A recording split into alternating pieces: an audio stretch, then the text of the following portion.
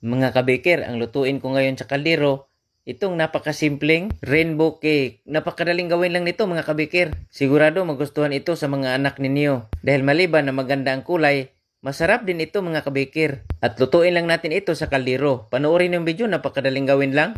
Ito ang mga ingredients. 1 and 1/2 cup third class flour, 1 tablespoon baking powder, 3/4 cup sugar, isang pirasong itlog, 2 tablespoon oil, at 1 cup evap milk. Kahit anong brand mga kabikir pwede.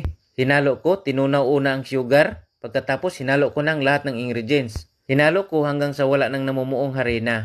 Pagkatapos hinati ko sa tatlo at kinulayan ko sa tatlong kulay.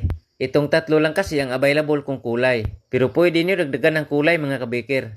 Pagkatapos kong makulayan lahat, inilagay ko na sa hulmahan. Ang hulmahan, huwag kalimutang pahiran ng margarine or shortening para hindi didikit mga kabikir ang cake. Nilagay ko una ang ube color, sunod ang strawberry red, at sa ibabaw naman ang yellow color.